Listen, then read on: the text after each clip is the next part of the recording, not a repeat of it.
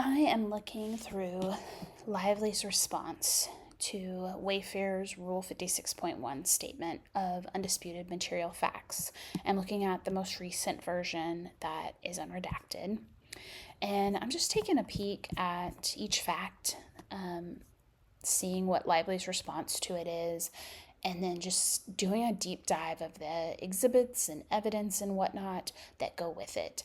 Because I've been hearing a lot of um, information about this case from different content creators in the news and such, but I haven't really done a deep dive myself.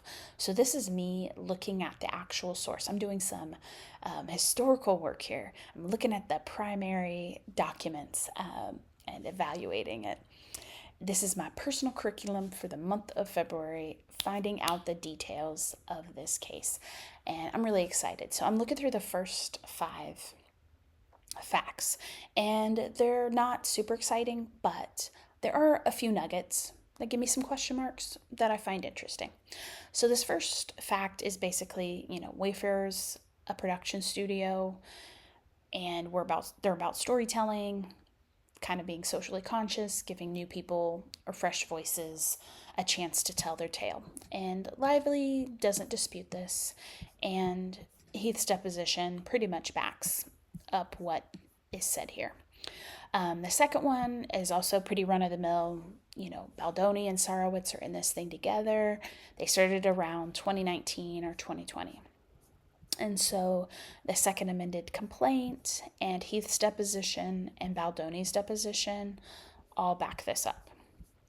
Where things get a little bit interesting is in this third fact, there is some evidence and exhibits where there's some discrepancies.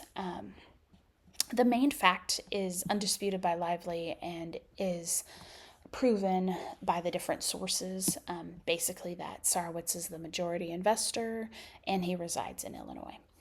But where things get a little bit different is we have these second amended complaints that Lively wrote, or her lawyers wrote, and then we have Sarowitz's answer.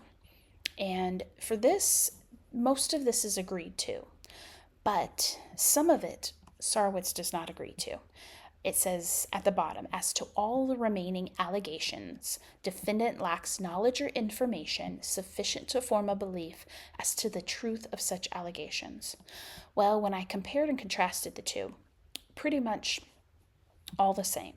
The only thing that's different is here where it says Wayfair produced the film through its production entity, It Ends With Us Movie LLC, and thus was the employer of all cast and crew on set, including Ms. Lively. So that's the part where he's like, I don't know if this is true. So just my personal theory based on what I know about the case, I'm thinking this is one of two things.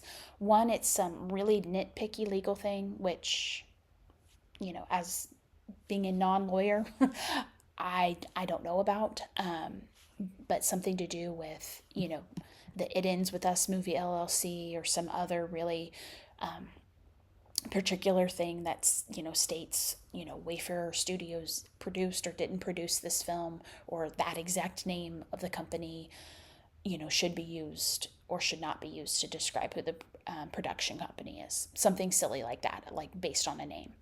Or the second thought that I had was that since Sony is also financing this, that's where this piece comes in. Like he doesn't know for sure if it's, or Sarowitz, because this is Sarowitz saying, Sarowitz doesn't know for sure that was, or that Wayfair was the employer of all cast and crew on set, because maybe Sony hired some people. And then this is basically saying co-founder, he's in Illinois. But here's another area where it's a little bit different. From the second amended complaint to his answer. He admits some of the things from the top part, but then he says, as to all remaining allegations, the allegations require no response because they merely state a legal conclusion. So going back up here, what it hasn't been claimed up here is a few statements. He, Mr. Heath, and Mr. Baldoni are all close personal friends. I don't think this is part of a legal conclusion. I don't think you can draw whether people are friends or not based on the fact that they have a business together. And then, so I don't think that has to do with the legal conclusion. What I do think has to do with, stating, a legal conclusion is under the Wayfarer banner, Mr. Baldoni and Mr. Heath have many platforms. I think that's the legal conclusion, because he does admit that in his answer that they host or co-host the Man Enough podcast. So that's where I think they state a legal conclusion, that they just have lots of platforms under Wayfarer. And then to the extent that any of the remaining allegations in the paragraph require a response, defendant denies such allegations. So I'm like, question mark, what is he denying? I am thinking this possible last sentence is one thing that he's denying, because it's not a legal conclusion. It's basically, Baldoni and Heath have positioned Wayfarer as a male feminist platform that explores gender roles, dismantles toxic masculinity, and creates a safer and judgment-free society for women. So I think he is denying this. And then another thing that is just a question mark for me is he denying that they're close personal friends? Because is it just like business for him?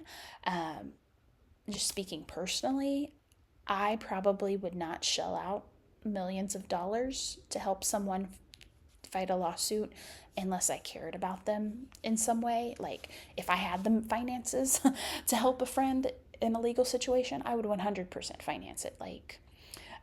But I probably wouldn't do it just for like somebody that I had loose ties with. So I think they're friends. But I did think that was kind of interesting that he doesn't claim them as friends. I don't think this is the legal conclusion that can be made. So, but then there's also that stipulation, to the extent that any of the remaining allegations in the paragraph require a response, defendant denies such allegations. So I'm like, well, do you need to have a response to, whether they're friends or not? Does that have any relevance as to this lawsuit? I don't think so. But it did make me, question. I'm like, well, is Sarowitz actually paying for this lawsuit, or like are other people doing it? Because I'd heard that, but I'm like, what's the actual evidence that shows that? So why I think he's paying for the defense is there was Deadline, I think, had it out first. They had this article, and so did HollywoodReporter.com, about Baldoni suing insurers to cover legal fees.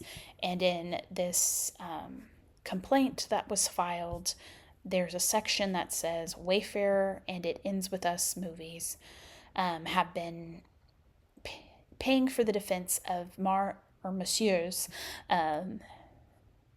Is that how you say it? I'm getting French, but maybe it's just Misters.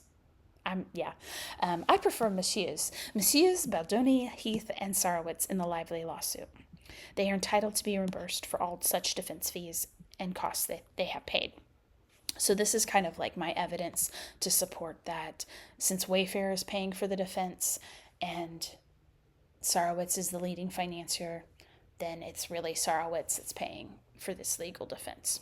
That is kind of where my conclusions have been drawn. And yeah, here it says that the money in Wayfarer Studios is your money. Yes. So he's admitting to that. The next one is basically Jamie Heath is the CEO of Wayfarer. It's undisputed by Lively, backed up by the second amended complaint and Heath's deposition. And he's kind of just describing what he does. And then here's where things get a little interesting, slightly shady. The fact from Wayfair originally is that Baldoni is an acclaimed actor, director, and author. Before the events giving rise to this dispute, he was one of the stars of the acclaimed Golden Globe nominated television shows, of the acclaimed Golden Globe nominated television show Jane the Virgin. He also produced and directed 2 prior feature films, 5 Feet Apart and Clouds, together with CBS Films and Warner Brothers, respectively. Undisputed except as to the characterization of Baldoni and Jane the Virgin being acclaimed. I was like, ooh, that's shady. And in the case of Jane the Virgin, Golden Globe nominated, which the cited evidence does not support. So this evidence right here, was I able to find it?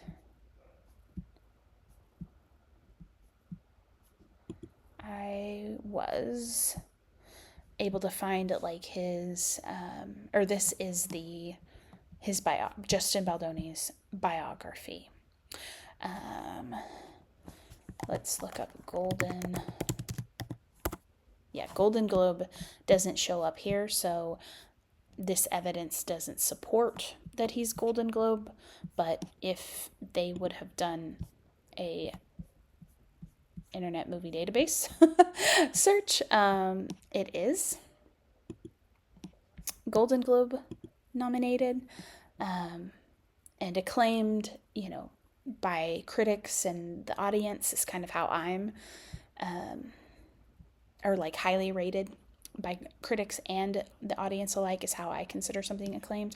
And Golden Globes, it wasn't just, Gina Rodriguez that was nominated, but the actual TV show itself, compared with Gossip Girl, which does not have any Emmy, it looks like, or Golden Globe nominations. Yeah. So, and then I also was just curious. I'm like, what does Rotten Tomatoes say? And Jane the Virgin has pretty high audience and critic scores. Gossip Girl isn't bad either. They're lower than Jane the Virgin, but both are still pretty high. Now, this was a recent one from like a couple of days ago when I looked this up, so I decided to look at the Wayback Machine to see, I'm like, well, is this court case affecting the perception of both of these shows? Like, are people going back and like rating one super high, giving like 5 stars, and then the one that they don't like going back and giving like 1 star or whatever reviews? So I went back and looked from before filming even started to 2022 in February, and they're pretty much the same. Gossip Girl is like 1% lower on audience, and Jane the Virgin is 2% lower. So they both went up in scores. And so those are the first 5 facts. A little bit of shadiness there, a little bit of question marks as to like what allegations are actually being denied, but pretty interesting so far, for me at least.